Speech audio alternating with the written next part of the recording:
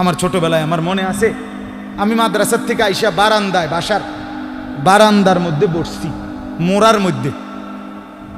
কুমিল্লা শহরে আমাদের বাসা ছিল। আমার মা রান্না করে আমার ওইখান থেকে বলতেছে, আনিস মোড়া উল্টাইয়া, মানে তুই ফিরা, মার দিকে ফিরাব। আমি মার দিকে আরেক দিকে তাকাইছিলাম, তা আমি ফিরা বসছি। তাই বললাম, মা কি হয়েছে? ওই ঘরের জানালা দিয়া ওই বাড়ির পাশের বাসার কাজের মেয়ে তোর দিকে চাইয়া রয়েছে। মা এটা দেখছি, এই জন্য তোরে বলছি ঘুরা মার দিকে ফিরা বসতে। মার নজর, মা নজর রাখছে। আমি জীবনে একবার, শুধু আমার পুরা জীবনে একটা সাদা টুপি কিনছিলাম একবার, যেই টুপিটার মাঝখান দিয়া ছোট্ট ছোট্ট লাল লাল এই ছোট্ট ছোট্ট কটা ফুল ছিল লাল কালারের। এই একটা টুপি শখ করে এমনি ভাল লাগছিল, কিনছিলাম ওই মাহফিলে যে দোকান বসে এডির থেকে। তখন আমি মাত্র নতুন চাকরি নিছি, পড়ালেখা শেষ করে বেতন হয়েছে অল্প টাকা। বাড়িতে গেছি, আমার আব্বা এটা দেখছে। দেখে বিকালবেলা আমার মারে কইতেছে, হেতে যে চাকরি হয়েছে পয়সা হয়েছে বুঝছনি? মারে বলছে। মায়ে কয়, না কি তো হয়েছে? টুপি দেখছো না? টুপি দেখো না, রঙ্গিলা টুপি পিনছে, বুঝাই তো যায় ভূতের বেতন হয়েছে, চাকরি হয়েছে। রাত্রে আসার পরে মা, আমি বাহিরের থেকে আসছি, আরে মা আমারে বলছে, ফুত তোর আব্বা মনে হয় টুপিটা পছন্দ করে নাই, সারা জীবন তোরে সাদা টুপি পরাইছে, তুই কিনলে গায়ে লাল ফুলওয়ালা টুপিটা কিনলি। এই যে খুলে রাখছি, আর কোনোদিন পড়ি নাই। বাবার নজর, মার নজর। আমার ভাই, বাপ মার সেই আদর সোহাগ। আমি জীবনে একবার আমার আব্বারে বলছিলাম, আব্বা আমি একটা মাদ্রাসার ব্যাপারে, যে আমি এই মাদ্রাসায় পড়তাম না, আমরা অন্য মাদ্রাসায় ভর্তি করান। আমার আব্বা বলছিল, ফুত পরের বেলা ভাত আমার ঘরে খাইও না, এক লোকমা ভাত মুখে দিবা না, বাইরও তুমি কই ফরবা তুমি বুঝো, ফরলে ফরো, না ফরলে ফিচা দিয়ে ফেরো, এটা আমার ঘরের ভাত খাইও না। আমি যে এনে বলছি এনেই পড়তে হইব না। তো কানতে কানতে চোখ মুছতে মুছতে সকালবেলা ভোরে চলে গেছি ওই মাদ্রাসায়। বুঝছি বাপ আমার এতটা শক্ত যে আসলেই আমারে বাদ দিবে না। বাবার সেই কঠোর শাসন আজ আল্লাহর কসম মনে হয় আল্লাহর কথা আপনাদের সামনে বলবার তৌফিক দিছে। আজ মা বাপ গাফেল হয়ে গেছে, গাফেল গাফেল। আপন ছেলে, মা বাপ বাইচা থাকতে আপন ঘরে ছেলেটা একদিনও ফজরের নামাজ পড়ে না, মা বাবার কলিজায় কোনো ব্যথা নাই। কেমনে মাইনা নেয় এটা? কিভাবে সম্ভব? আপন স্ত্রী, স্বামী তুমি বেঁচে আছো, তোমার স্ত্রী পুরা গ্রাম হাঁটে, পুরা মার্কেট হাঁটে, তোমার বেডি রে সবাই চিনে, সবাই চিনে বেডি রে। তুমি বেড়া বাচ্চা রয়েছো কেন? তুই ফাঁসি দেস না কেন? তুই মরস না কেন বেটা? কেন তুমি মারো না? আত্মমর্যাদা যদি মুসলমানের না থাকে, আত্মসম্মান না থাকে, আমার জীবনে আর রইলটা কি? আমার জীবনের আর আছেটা কি? এজন্য ছেলেদেরকে বলি, বাপ দিন শিখো, আল্লাহর কোরআন শিখো, নামাজকে ভালোবাসো, চেহারা সুন্দর হবে, আখলাক সুন্দর হবে, দুনিয়াতেও সুখ মিলবে, আখেরাতেও সুখ মিলবে। এই বন্ধুর কথা ফেলে দিও না।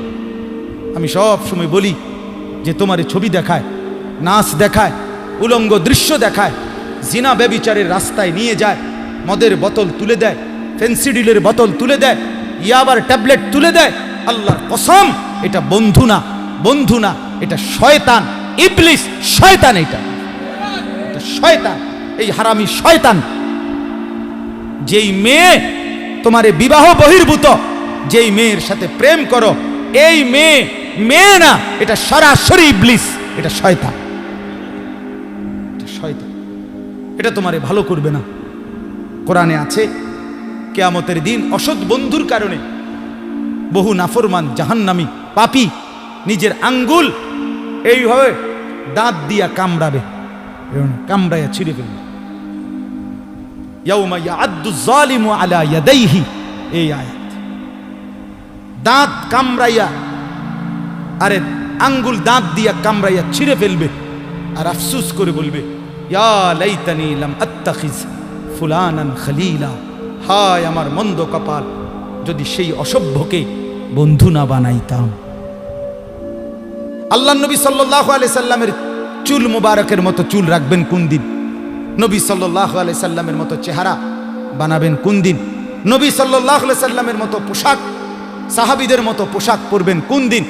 নবী সাল্লাল্লাহু আলাইহি সাল্লাম যেভাবে ঘুমাতেন সেই ঘুমাবেন কোন দিন? নবী সাল্লাল্লাহু আলাইহি ওয়াসাল্লাম যেভাবে স্ত্রী ছেলে মেয়ের সাথে সংসার করতেন সেটা করবেন কোন দিন? নবী সাল্লাল্লাহু আলাইহি সাল্লাম 5 ওয়াক্ত নামাজ পড়তেন, সেটা শুরু করবেন কোন দিন? নবী সাল্লাল্লাহু আলাইহি সাল্লামের স্ত্রী মেয়েরা শতভাগ পর্দা করতেন, সেটা আপনি শুরু করবেন কোন দিন? নবী সাল্লাল্লাহু আলাইহি সাল্লাম আজীবন হালাল খাইতেন, আপনি হালাল খাবেন কোন দিন? সুদ ছাড়বেন কোন দিন? ঘুষ ছাড়বেন কোন দিন? ওজনে কম দেওয়া ছাড়বেন কোন দিন? মিথ্যা বলা ছাড়বেন কোন দিন? নবী সাল্লাল্লাহু আলাইহি ওয়াসাল্লাম ভিন নারীর থেকে নিজেকে হেফাজত করতেন, আপনি নাচ দেখা, গান দেখা, সিনেমা দেখা, নর্তকী দেখা, নাটক দেখা, জিনা করা, ব্যভিচার করা, অসভ্যতা করা, এটা ছাড়বেন কোন দিন? বলেন আমারে। হ্যাঁ, নবীর ভালোবাসা এটা মামুর বাড়ি, হ্যাঁ, এটা আপনার নানার বাড়ি আর মামুর বাড়ি। আপনি ডুল্লা ডুল্লা কইবেন আর নবীর এশক মোহব্বতে আপনি বাইসা যাইবেন। চেহারায়, সুরতে, আমলে, আখলাকে জিন্দিগির কোথাও রাসূলুল্লাহ সাহাবীদের তরিকা থাকবে না। আপনি নবী প্রেমিক হবেন, এত বড় মিথ্যা নিজের জন্য ফয়সালা করেন না। নিজের ব্যাপারে এত বড় ভুল করেন না বাপ, নিজের এত বড় ক্ষতি করেন না।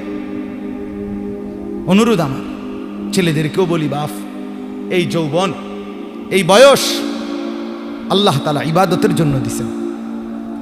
কোরআনুল কারীমে আল্লাহ তাআলা বলেন, সুম্মা নুখরিজুকুম তিফলান, আমি মানুষের সন্তানকে প্রথম মায়ের পেট থেকে বাচ্চা আকারে বের করি। সুম্মা লিতাবলুগু আশুদ্দাকুম, অতঃপর তার দেহে আমি আল্লাহ শক্তি দিতে থাকি, দিতে দিতে যৌবনে শক্তি পরিপূর্ণ করে দেই। তাহলে আল্লাহ তাআলা যুবককে শক্তি পূর্ণ দিয়েছেন আল্লাহর কসম শুধুই আল্লাহ তাআলার বন্দেগীর জন্য। যুবক মানে যৌবনের এই শক্তি আল্লাহর দেওয়া, আল্লাহর দেওয়া। আপনারা ভাবেন তো, কারো যদি 1 ঘন্টায় বা 2 ঘন্টায় 6 বার 7 বার পেটে অসুখ হয়, পায়খানায় যায়, এরপরে তো শক্ত সামর্থ্য যুবকটা বিস্তার শুয়ে যায়, ঠিক কিনা বলেন? আপনি বলেন তো কেন বড়াই করছেন? আপনার কি হইছে? আপনার তো হাত খুললে গেছে, না পাও খুললে গেছে, না নাক ফুরে গেছে, কিচ্ছু তো হয় নাই। পায়খানা না বাইরিছে, দুর্গন্ধযুক্ত পায়খানা পেটের থেকে বাইরিছে। তুই বেটা এত দুর্বল, সামান্য পায়খানাই তোমার শরীর থেকে একটু বেশি বাইরিয়ে গেলে তুমি হুত্যা লাও, তুমি নি মাতবুরি দেখাও। এই অপদার্থ, তুমি অহংকার করো কেমনে? কথা বলেন, আমি বড়াই দেখাই কেমনে? যে আমি সামান্য পায়খানা, এটার কাছে আমি এত দুর্বল, আমার কি বড়াই করা সাজে? তাহলে আমাদের প্রতি সেকেন্ডের সুস্থতা, আমাদের শক্তি সবল, এটা তো আল্লাহর দান। কার দেওয়া বলেন না? আল্লাহর দান। আল্লাহর দেওয়া সেই শক্তি, আল্লাহর দেওয়া সেই বল, আল্লাহর দেওয়া সেই সাহস, আল্লাহর দেওয়া সেই যৌবন, আমার ভাই কেন না ফরমানের মধ্যে ব্যয় করে? কেন? আমি একটা ছোট্ট উদাহরণ দেই, এই কোরবানি সম্পর্কিত উদাহরণ, একটু মনোযোগ দিয়ে শুনেন। ওই যে যেখান থেকে কোরবানি শুরু, আদম আলাইহিস সালামের 2 ছেলে হাবিল কাবিল, জানেন না আপনারা? আমি পুরো ঘটনা বলতেছি না। তো আল্লাহ তাআলা 2 জনকে বলছে কোরবানি দিতে, এই প্রথম কোরবানি। ওয়ালিকুল্লি উম্মাতিন জাআলনা মানসাকান, এই সূরা হজ্জের মধ্যে আছে। আল্লাহ তাআলা বলেন, আমি প্রত্যেক জাতির জন্য কোরবানির হুকুম নির্ধারণ করেছি, একেবারে প্রথম থেকে, আদম আলাইহিস সালামের জামানা থেকে। তো আল্লাহ তাআলা বলেন, ওয়াতলু আলাইহিম নাবা আবনাই আদম বিল হক, হে নবী, আদমের 2 সন্তানের কোরবানির ঘটনাটা আপনি সঠিকভাবে আমার বান্দাদেরকে শুনান। কোরআনে আছে। তো এই আদমের দুই ছেলে হাবিল কাবিল ইজ কাররাবা কুরবানান, আল্লাহ বলেন তারা দুই ভাই যখন কোরবানি দিলেন, ফাতুকুব্বিলা মিন আহাদিহিমা, একজনের কোরবানি কবুল হলো, আলাম ইউতাকাব্বাল মিনাল আখার, আরেকজনের কোরবানি কবুল হলো না। ক্বালা লা আকতুলান্নাক, এই কথাটা খেয়াল করেন, কথাটা শুনেন। যে ভাইয়ের কোরবানি কবুল হয় নাই তার নাম হলো কাবিল, আর যার কোরবানি কবুল হয়েছে তার নাম কি? হাবিল। তো এই কাবিল যার কোরবানি কবুল হয় নাই, সে তার ভাই হাবিলকে বলল লা আকতুলান্নাকা, আমি তোকে মেরেই ফেলব। নাউজুবিল্লাহ। এই কথাটা একটু খেয়াল করেন। কাবিল বলল আমি তোকে মেরেই ফেলবো, হাবিলকে বলছে আমি তোকে মাইরালাম। মানে কি? মানে হইল আমি যেই নারীর প্রতি আসক্ত, নারীর লোভ, আমি তোকে মেরে ফেলবো প্রয়োজনে, এরপরও আমি যাকে চাচ্ছি আমি তাকেই বিয়ে করব। মূল কথা হইল এটা, নারীর লোভ কাবিলকে এ কথা বলায় ফেলছে, আমি তোকে মেরে ফেলবো, বিয়ে আমি করবই, আমি এই নারীকেই বিয়ে করব। অথচ এই নারীকে বিয়ে না করতে নিষেধ করছে এক নম্বরে সরাসরি আল্লাহ, কারণ এটা আল্লাহর হুকুম। বিয়ের যেই পদ্ধতিটা আল্লাহ বলছে, কাবিল তার উল্টাটা করছে, চাচ্ছে, তাহলে এটা প্রথম কার হুকুম? দুই নাম্বার, আদম আলাইহিস সালাম উনি একজন নবী কিনা, তাহলে এটা নবীরও হুকুম। তিন নাম্বার, আদম আলাইহিস সালাম এই কাবিলের বাপ কিনা, এটা বাবারও হুকুম। চার নাম্বার, কোরবানি করো দোনোজনে, যারটা কবুল হবে তার সে বিয়ে করবে, এটা হলো আল্লাহর বিধান, মানে শরীয়ত। এটা কি? শরীয়ত। এই কাবিল এই নাফরমান নারীর লোভে সে বলল আমি আল্লাহর হুকুমও মানি না, আমি নবীর হুকুমও মানি না, আমি বাপের কথাও মানি না, আমি শরীয়তও মানি না, আমি এরই বিয়ে করব। খেয়াল করছেন? নারীর আসক্তি, নারীর লোভ, হারাম প্রেম, হারাম ভালোবাসা তারে কত জঘন্য পরিণতিতে নিয়ে গেছে। সে বলতেছে আমি আল্লাহর হুকুমও মানি না, আমি নবীর হুকুমও মানি না, আমি বাপের হুকুমও মানি না, আমি শরীয়তও মানি না, আমি এরই চাই।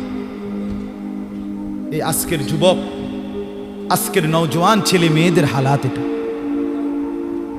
আমি আল্লাহকে মানি না, আমি রসুল মানি না, আমি মা বাবার সম্মান ইজ্জত, বংশের মর্যাদা, গ্রামের ইজ্জত কিচ্ছু মানি না। আমার দরকার আমার মোবাইল, আমার অশ্লীল ছবি, অবৈধ প্রেম, হারাম ভালোবাসা, কোনো মেয়ের সম্পর্ক, জিনা ব্যভিচারের সুযোগ, অশ্লীলতা, বেহায়াপনা, পার্ক, রেস্তোরাঁ, বিনোদন কেন্দ্র, হোটেল মোটেল, অথবা কোনো চিপা গল্লি, অথবা গোপন কোনো অসভ্য জায়গা। আমার দরকার নারী। আমি আল্লাহ মানি না, রসুল মানি না, মা বাপ মানি না, শরীয়ত মানি না, আমি চাই নারীর আসক্তি। এই জন্য যুবক নামাজও পড়ে না, রসুলের বিধানও মানে না, মা বাপের সম্মানের দিকেও খেয়াল করে না, বংশ মর্যাদা, এলাকা, ইজ্জত কিচ্ছু নাই। তার কথা হলো আমার দরকার হলো নারী। নাউজুবিল্লাহ, নাউজুবিল্লাহ। কোরবানি আমাদেরকে শিখায়। তো হাবিল কি বলছে? ক্বালা ইন্নামা ইয়াতাকাব্বালুল্লাহু মিনাল মুত্তাকিন। হাবিল তখন বলল কাবিলকে, ভাই তুমি আমার জীবন নিয়ে নিবা, আমি আমার জীবন দিয়ে দিচ্ছি। তবে বন্ধু, হাবিল বলল ভাই আমার, আমি জীবন দিবাও তাতেও কোনো আফসোস নাই, তবে মৃত্যুর পূর্বে তোমাকে বলে যাই কিয়ামত পর্যন্তের জন্য একটা কথা। কি কথা?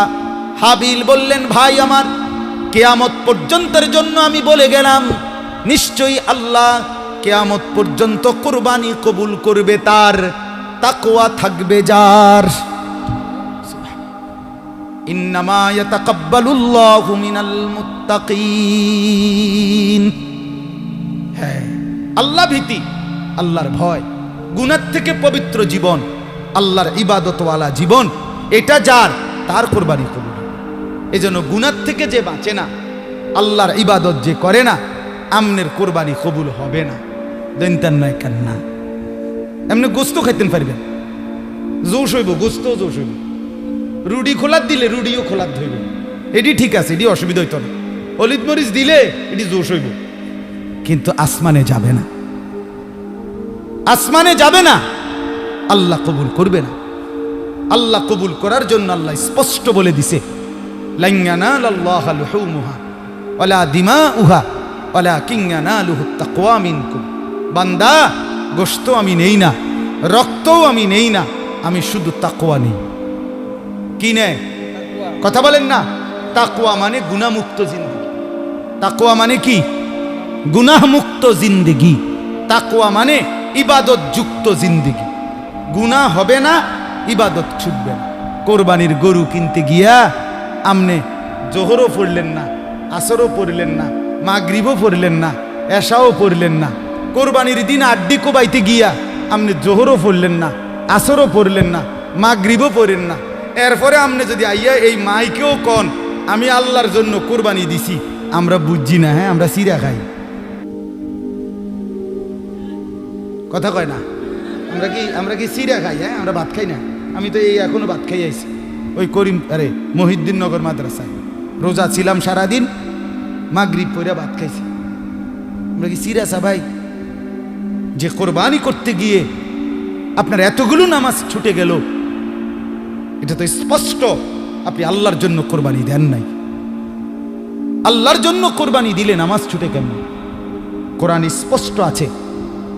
এই আয়াত আমি পড়ছি, এই দেখেন আল্লাহ তাআলা বলেন, ওয়াল বুদনা জাআলনাহা লাকুম মিন শাআইরিল্লাহ। এই তরজমা বললেই আমার কথা শেষ। রাত বেশি হওয়াতে আমি লম্বা করলাম না, আমার ইচ্ছা ছিল লম্বা বলার।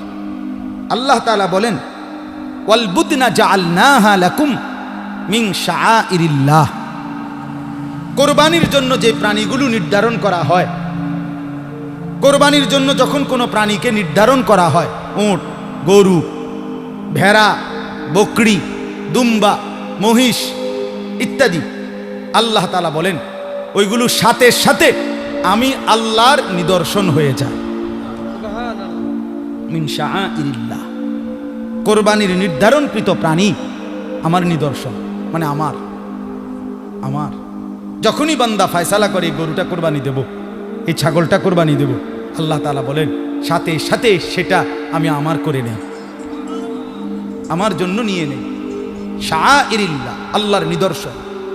আল্লাহর নিদর্শন আমার ভাই, মসজিদ আল্লাহর নিদর্শন, তাফসীরের মধ্যে আছে। মাদ্রাসা আল্লাহর নিদর্শন, কাবাঘর আল্লাহর নিদর্শন, এই কোরআনুল কারীম আল্লাহর নিদর্শন। আমাদের প্রিয় নবী সাল্লাল্লাহু আলাইহি ওয়াসাল্লামের 23 বছরের পুরা জিন্দেগি, সমস্ত কথা, সুন্নত, আমল সবগুলো আল্লাহর নিদর্শন।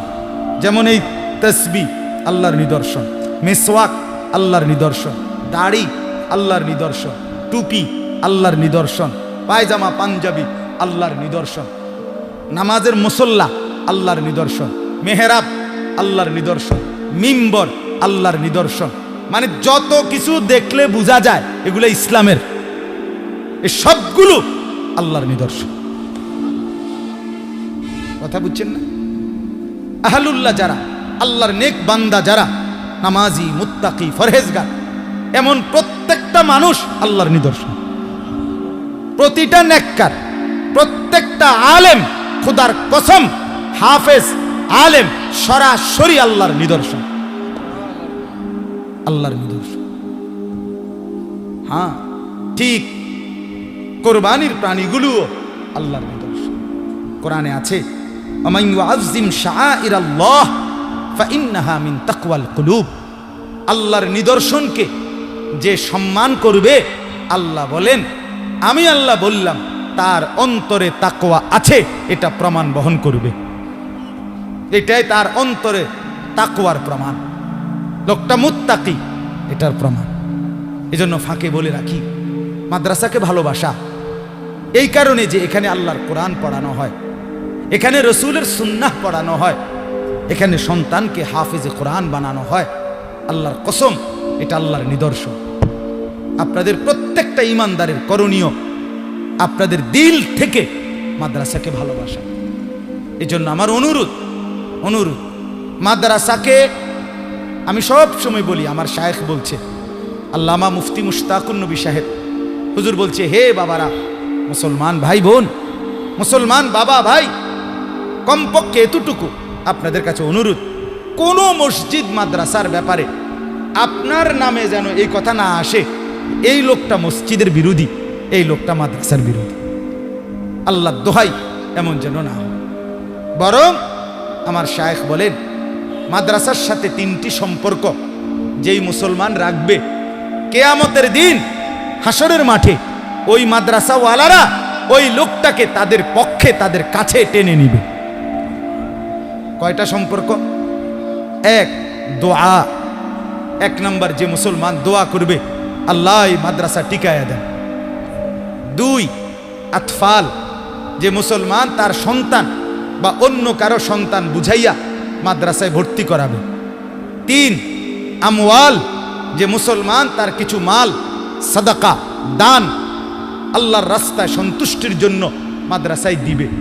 তাহলে দোয়া করলো, সন্তান দিল, দান করলো, এই 3টি জিনিস যে মাদ্রাসার সাথে সম্পর্ক রাখবে, হাসরের ময়দানে এই হাফেজ আলেমরা আশা করা যায় ওই ভাই ওই চাচাকে হাসরের মাঠে ডাক দিয়ে বলবে, আপনি আমাদের সাথে দাঁড়ান,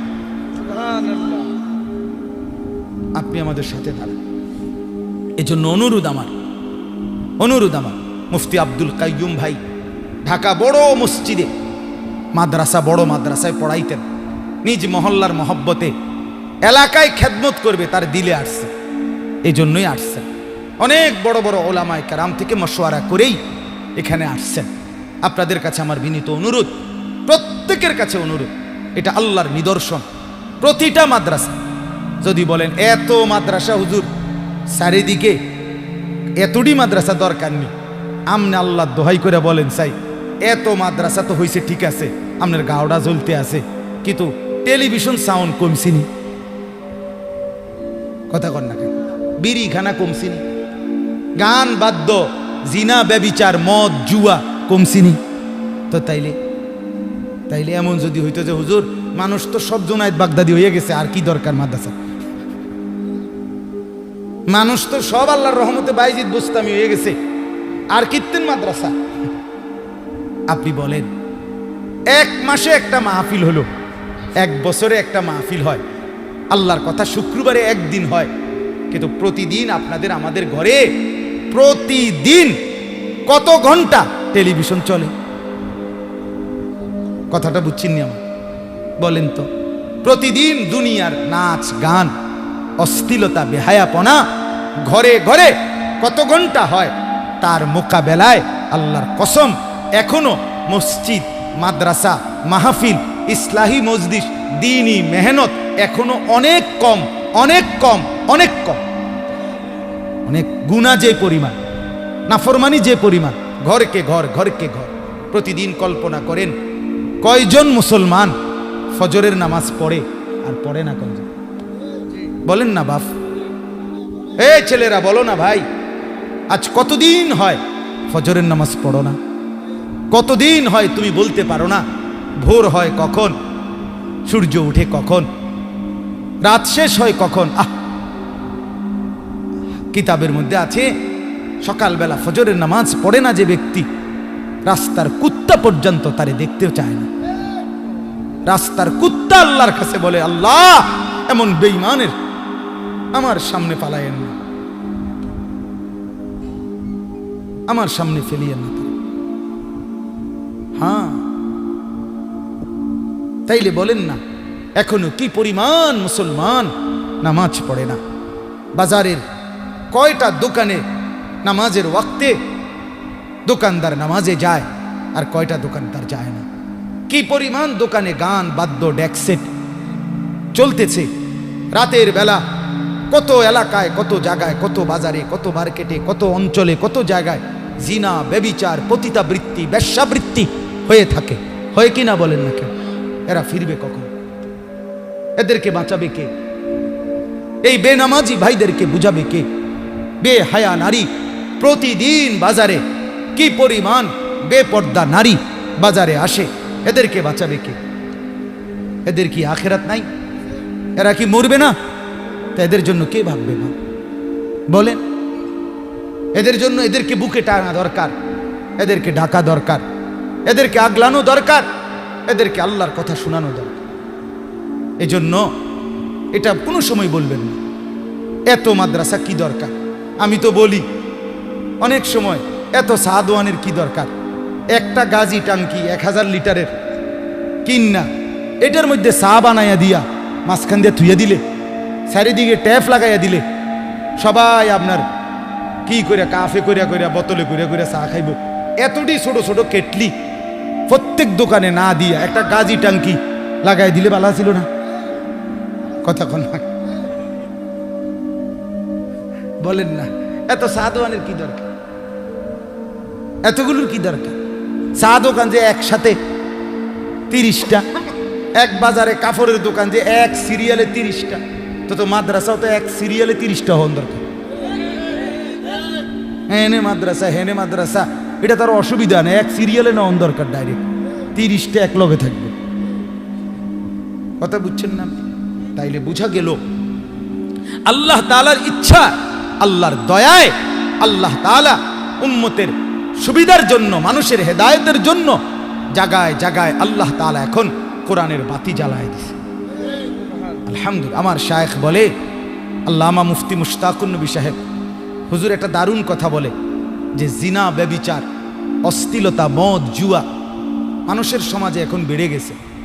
আর অশ্লীলতা আর বেহায়াপনা, জিনা, ব্যভিচার, মদ, জুয়া যখন বেড়ে যায়, আল্লাহর আযাব তখন খুব কাছায়া যায়। তো আল্লাহই দয়া করে যেন আল্লাহর কিছু বান্দাদের কলিজার মধ্যে মাদ্রাসা, কোরআনের খেদমতের স্বপ্ন জাগায় দিছে। জায়গায় জায়গায় ছোট ছোট মাদ্রাসা হইছে, গ্রামে, মহল্লায় মহল্লায়, এলাকায় এলাকায়। রাত 3টা বাজে, 4টা বাজে, এই হেফজখানার বাচ্চারা যখন, মানুষ সব ঘুমায়, গাফেল আর নাফরমানরা, তখন রাতের 4টা বাজে 8 বছরের 10 বছরের বাচ্চা যখন আল্লাহর কোরআন নিয়া হাফেজ সাহেবের কাছে বসে, আল্লাহর কসম আল্লাহ তাআলা তখন বলে, হায় আমার নাফরমান বান্দারা, তোদের অশ্লীলতা বেহায়াপনার কারণে চেয়েছিলাম আযাব দিয়া তোদেরকে ধ্বংস করে দিতে, কিন্তু আমার মাসুম বাচ্চারা যখন আমার কালাম কোরআন নিয়ে বসছে, যা তাদের বরকতে তোদেরকে মাফ করে দিল, তাদের বরকতে তোদের আযাব তুলে দিল। এই জন্য চতুর্দিকের এই মাদ্রাসাগুলো আপনাদের নিরাপত্তার জন্য, আপনাদের বেঁচে থাকার জন্য, বেঁচে থাকার জন্য। আজকে মুসলমানের ঘর মুসলমানের জন্য নিরাপদ না। কি অবস্থা! আমার নিজের ঘরে টেলিভিশন চলে সারাদিন সারা রাত, নিজের ঘরে আপন ভাই সারা রাত উলঙ্গ ছবি দেখে, আপন বোন সারা রাত অন্য ছেলের সাথে অশ্লীল আলাপ করে, আপন মা বেপর্দা ঘোরে, আপন বাপ বিড়ি, সিগারেট, মদ, জুয়া, গালি গালাজ, হারাম উপার্জন করে। তাহলে আপন ঘর এক মুসলমানের জন্য নিরাপদ হইল? কে বুঝাবে আল্লাহর কথা? কে বুঝাবে? পৃথিবীর কোনো যুবক প্রথম নিজে নিজে বিড়ি সিগারেট খায় না, কোনো বন্ধু তাকে এটা অভ্যস্ত করে। পৃথিবীর কোনো মানুষ প্রথম জিনা, ব্যভিচার নিজে নিজে করে না, কোনো অসৎ বন্ধু তারে অসভ্য নারীর ফান্দে ফেলে দেয়। পৃথিবীর কেউ কোনোদিন মদ, জুয়া নিজের থেকে শুরু করে না, কোনো অসৎ সঙ্গী তাকে প্রথম বলতে বলতে তারে মদ, জুয়ায় অভ্যস্ত করে দেয়। আপনি খুঁজে নেন ইতিহাস, এটাই বাস্তবতা।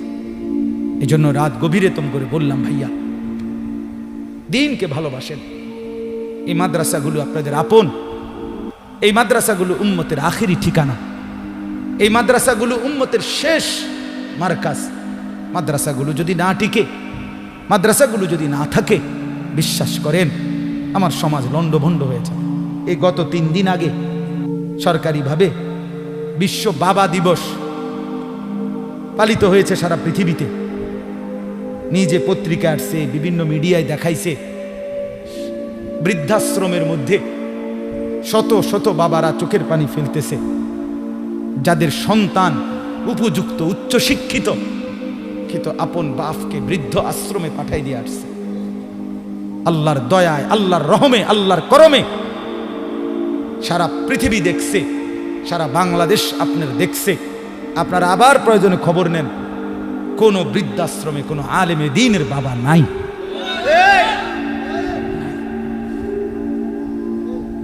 আমি নিজে দেখছি, ওই খবর পুরোটা শুনছি, ছবিগুলো দেখছি। তারা বলতেছে অস্ট্রেলিয়া থাকে সন্তান, বাবা ডাক্তার, MBBS ডাক্তার, বাবা চোখের পানি ফেলে বলতেছে জীবনের সব দিয়া সন্তান মানুষ করছি, আজ সেই সন্তান আমাকে বৃদ্ধাশ্রমে দিয়ে গেছে। হ্যাঁ মিয়া, জীবনের উপরে কদর করেন। ছেলেরা বাবা জীবন এভাবে নষ্ট করেন না। মুরব্বীদেরকেও বলি, সন্তানকে দিন শেখান, ছেলেকে মেয়েকে আল্লাহর কোরআন শেখান। বলেন ইনশাআল্লাহ। এই মাদ্রাসাকে ভালোবাসবেন তো ইনশাআল্লাহ? আল্লাহ তাআলা তৌফিক দান করেন। মাদ্রাসাকে মহব্বত করবেন, মাদ্রাসাকে ভালোবাসবেন। মৌলানা মুফতি দ্বীন মোহাম্মদ সাহেব বলছে, এই আমাদের মধ্যে এই শব্দ যে সুন্নি ওয়াহাবি, নবীর দুশ্মন, নবীর আশেক, এই ধোয়া তুলে উম্মতকে কোরআন এবং সুন্নাহর বিশুদ্ধ ইলম থেকে অনেক দূরে সরাই দিছে। গান বাদ্য, নাচানাচি, কুদাকুদি, লাফালাফি, এটি বুঝি নবীর এশক? একারে বুঝি মানুষের বিবেক কি এত মরে গেছে মিয়া, এত মরে গেছে।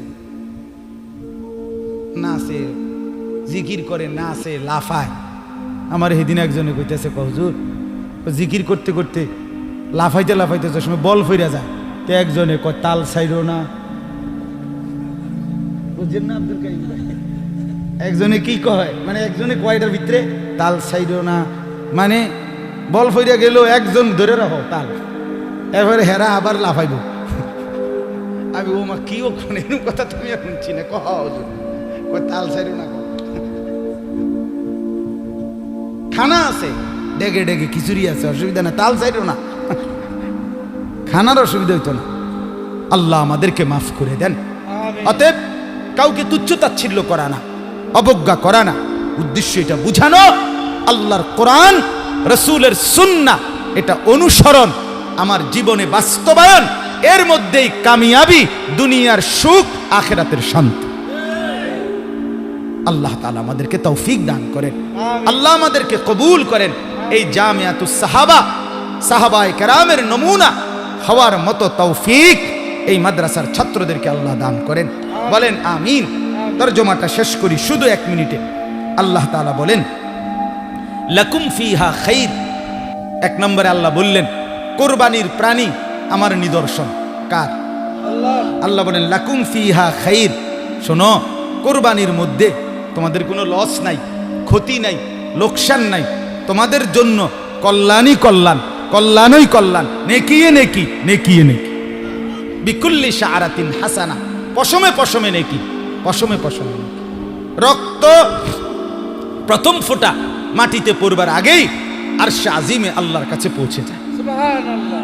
অতএব এটারে লস মনে করো না, লস না, খুশি খুশি দিলে। নবী বলছে ফাতিবু বিহা নাফসান, আমার উম্মত খুশি খুশি কোরবানি করো। কি কোরবানি করো? খুশি খুশি, আনন্দিত হইয়া।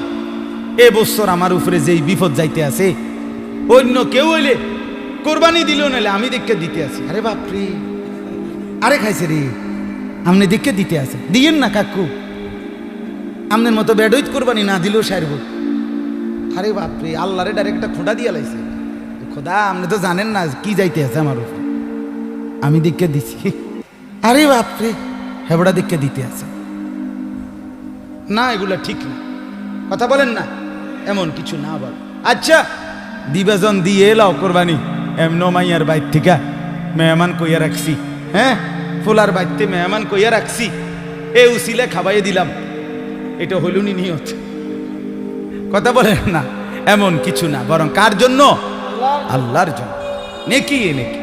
আল্লাহ বলেন ফাদকুরুসমাল্লাহি আলাইহা সাওয়াফা, আল্লাহ বলেন বান্দা অতএব কোরবানির দিন যখন একটার পর একটা প্রাণী জবাই করবা সারিবদ্ধভাবে, তো বারবার শুধু কেবল আমি আল্লাহর নাম নিও।